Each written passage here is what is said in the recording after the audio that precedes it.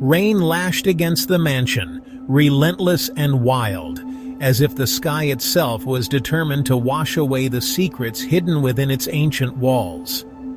Each drop struck the old glass with a sharp, insistent rhythm, a ceaseless drumming that seemed to echo through the very bones of the house. The world outside was a blur of water and shadow, the storm transforming the familiar grounds into a churning sea of darkness. Wind howled like a beast denied, its mournful cries slipping through every crack and crevice. Each gust sent shivers down the crumbling spine of the old house, a symphony of groans and creaks that echoed through the empty halls. The curtains, heavy with age and dust, billowed and snapped, casting monstrous shadows that danced along the faded wallpaper. The storm outside was a living thing, and the house seemed to breathe in time with its fury. Lightning split the sky, momentarily illuminating the skeletal trees that clawed at the storm-racked heavens. For a heartbeat, the world was stark and white, every branch and stone thrown into sharp relief. The old house, perched atop the windswept hill, seemed to shrink back from the fury of the night, its silhouette hunched and wary against the horizon. Thunder rolled in its wake, a deep, rumbling growl that shook the very earth. Inside, Mac sat alone, a lone candle flickering against the encroaching darkness. The storm had knocked out the power hours ago, leaving him stranded within the mansion's cold embrace. Shadows pressed in from every corner, and the faint golden glow of the candle seemed pitifully small against the vast, hungry dark. The silence inside was broken only by the storm's rage and the soft, anxious beat of Mac's heart. He paced the length of the drawing room, his footsteps the only sound louder than the storm's fury. The mansion had been his refuge, his escape from the world, but tonight it felt different. The familiar rooms seemed to stretch and shift, their edges blurring in the uncertain light. Every step he took was accompanied by the creak of ancient floorboards, as if the house itself was restless, uneasy in the storm. Tonight, it felt as if the house were watching him. He paused by the fireplace, its cold hearth a testament to years of neglect. Dust lay thick on the mantel, and the ashes within were long dead, untouched by warmth or flame. Mac ran his fingers along the stone, feeling the chill seep into his skin, and wondered how many storms this house had weathered before him, how many secrets it had kept.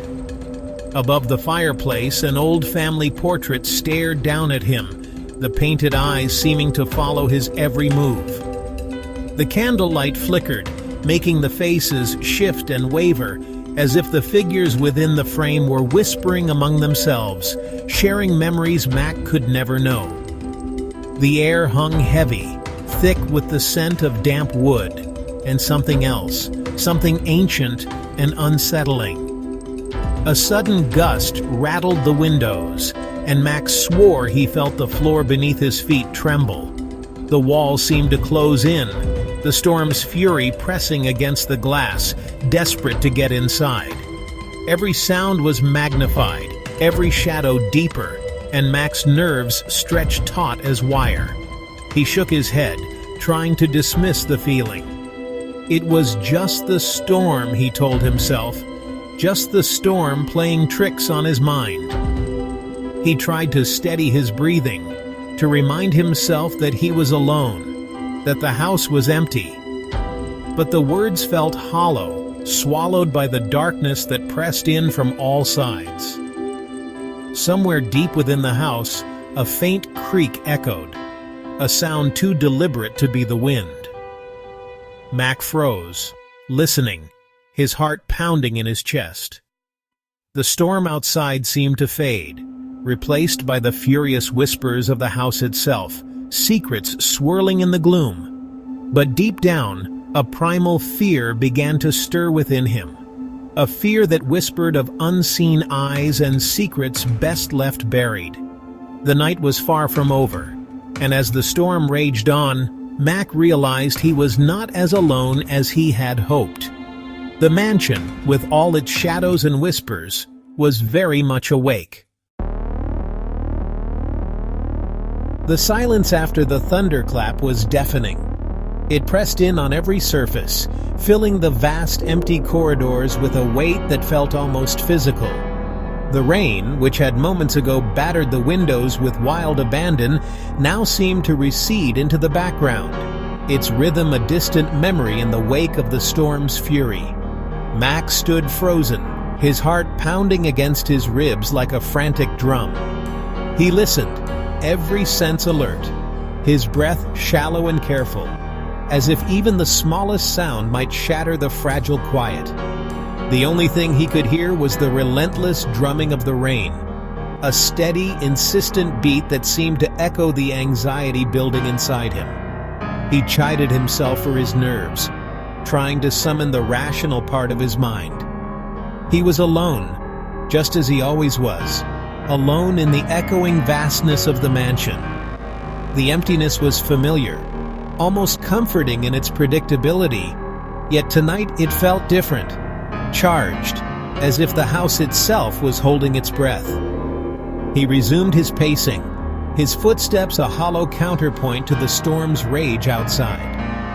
Each step took him past darkened doorways, gaping like the mouths of hungry ghosts, their shadows stretching long and thin across the floor. The flicker of candlelight cast strange, shifting patterns on the walls, making the familiar seem suddenly alien. The mansion was a labyrinth of shadows and secrets, its twisting corridors and hidden alcoves concealing stories long forgotten. Tonight the shadows seemed deeper, the secrets closer, as if the house itself was alive and watching. Every creak of the floorboards, every sigh of the wind through the cracks, felt like a whisper meant only for him. As he passed a particularly dark hallway, he thought he heard it again, a faint sound, barely audible above the storm. He stopped, his body tense, every muscle coiled as he strained to listen. The darkness seemed to press in, thick and impenetrable, swallowing the light and amplifying every sound. There it was, a rhythmic thumping, slow and steady, like the beating of a gigantic heart buried deep within the walls. He stopped, holding his breath, his hand pressed against the peeling wallpaper, feeling for vibrations. The sound was hypnotic, drawing him in, making him forget the storm outside and focus only on the mystery within. The sound came again, a little louder this time, a muffled thump from somewhere deep within the walls. His pulse quickened, matching the rhythm of the noise. He pressed his ear closer, trying to pinpoint its source, his mind racing with possibilities. Pipes, old wood settling, or something else entirely. He knew the sounds of the old house, the creaks and groans that were its constant companions, the language of age and memory. But this was different. This was something else entirely, something alive, something intentional. The mansion, with all its secrets and shadows, seemed to be trying to tell him something, and for the first time, Mac wondered if he was truly alone after all. Curiosity warred with fear, each emotion pulling him in a different direction. He told himself it was probably just a loose pipe, vibrating with the storm's fury outside. But his mind, already on edge, conjured up images far more unsettling and mysterious. He found himself drawn irresistibly towards the sound, his hand reaching out to touch the cold, damp stone of the wall. The thumping grew stronger and more insistent as he neared the end of the hallway. It seemed to emanate from a section of the wall that was hidden by deep shadows. He ran his hand over the rough surface, feeling for any irregularities or hidden seams. And then he felt it. A slight tremor, a vibration that seemed to hum beneath his fingertips, almost as if the stone itself was alive. He pressed his ear against the wall, his cheek brushing against the cold stone. The sound was unmistakable now, echoing in his head. A slow, steady beat, like a drum being struck from within the earth itself. It was low, almost subsonic, but it resonated through his bones, vibrating in his teeth and deep within his chest. Terror and fascination battled within him. He had to know what lay behind the wall, even if the answer chilled him to his very core and changed everything he thought he knew. The toolshed was a graveyard of forgotten things. Every corner was thick with the weight of years, the air heavy with the scent of old wood and rust. Shadows clung to the walls, and the silence was broken only by the distant creak of the wind pressing against the warped boards. Rusty tools hung askew, their wooden handles slick with years of grime. Each one seemed to whisper stories of hands long gone, of work left unfinished, of secrets buried beneath layers of dust and neglect. Cobwebs draped the rafters like macabre decorations, their delicate threads shimmering in the faint light. Spiders had claimed this place, spinning their silent traps in the corners where no one dared to look. Mac rummaged through the chaos, his hands trembling with a mixture of anticipation and dread. Every object he moved seemed to protest, scraping and clattering in the stillness, as if warning him to turn back. He found what he was looking for, a heavy mallet and a cold chisel. The tools felt foreign in his grip, their weight a reminder of the task ahead, their chill seeping into his bones. Back in the hallway, he stood before the wall, the tools heavy in his hands.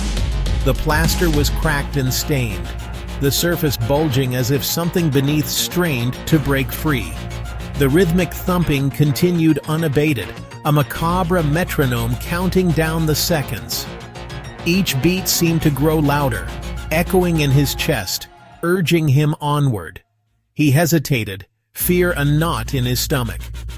His breath came in shallow gasps, and for a moment, he considered dropping the tools and fleeing the house altogether.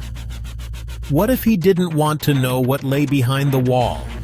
What if the truth was worse than the mystery, something that would haunt him forever? What if some things were best left undisturbed? The house seemed to hold its breath, waiting for his decision, the shadows pressing in closer. But the sound drew him in, beckoned him closer. It was as if the wall itself was calling his name, promising answers, or perhaps demanding a sacrifice. He raised the chisel, positioning it against the largest crack in the wall. His hands shook, but he forced himself to steady them, focusing on the task at hand. The stone was cold and damp beneath his touch, like the skin of a corpse. Moisture beaded on his fingertips, and a chill ran up his spine, making him shiver. He took a deep breath and swung the mallet. The impact reverberated through his arms, a jolt of energy that seemed to awaken something deep within the wall. The sound of stone against stone echoed through the hallway, a sharp, ringing note that lingered in the air.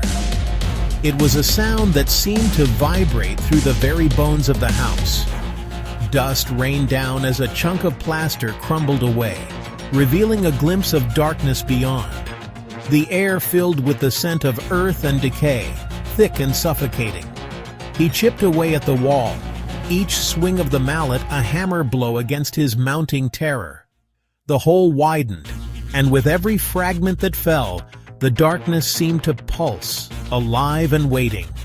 And then, he saw it. A faint red glow flickered in the void, illuminating shapes that should not have been there. Mac's breath caught in his throat as he realized the true nature of the offering hidden within the walls.